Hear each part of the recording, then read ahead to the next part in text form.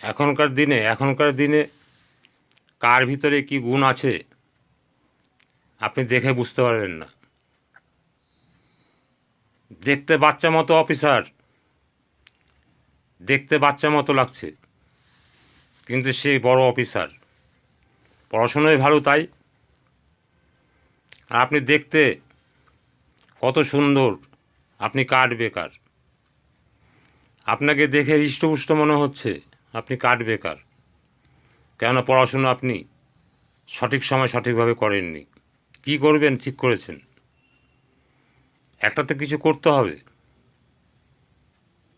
আগেকার দিনে যেরকম ছিল জমিদারি প্রথা, ধার দেনা লাগলে জমিদারের কাছ থেকে নিয়ে আসতো, জমিদার সাদা কাগজে টিপ দিয়ে রাখতো এবং তার জমি দখল করে নিত।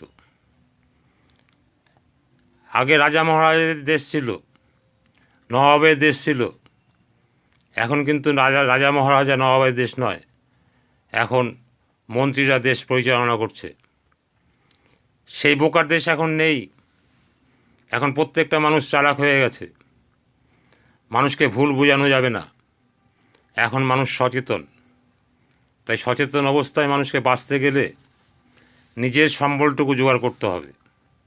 সবই সরকার দেবে, আপনাকে চামচ দিয়ে খাইয়ে দেবে সরকার, এরকম তো হয় না।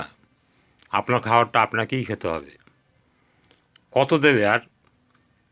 তাই আপনাকে ওই খাবার যদি পরিপাটি করে খেতে হয়, তাহলে ইনকামটাও পরিপাটি করে করতে হবে। পরিপাটি ইনকাম না হলে আপনার পরিপাটি খাওয়া হবে না। আমি দেখেছি, আমি 250 খাসির মাংস নিতে গেছি, আর একজনের 3 কেজি খাসির মাংস নিচ্ছে। তা তার মধ্যে তো পার্থক্য নিশ্চয়ই আছে।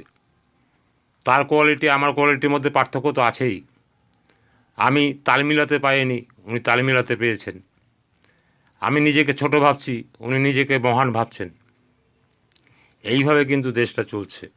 আপনাকে তাল মিলাতে গেলে সামনের দিনের কথা ভাবতে হবে। সামনে যে দিন আসছে, ভয়াবহ দিন। আজকের না হয় চাল পাচ্ছেন, সেদিনকে হয়তো কিছুই পাবেন না, আপনাকে সবই সংগ্রহ করতে হবে। তা সেই দিনের অপেক্ষায় আপনি যদি আজকে থেকে তৈরি না হন, প্রস্তুত না হন, তাহলে আপনাকে কে যোগান দেবে? আপনার যোগানের রাস্তা আপনাকেই করতে হবে।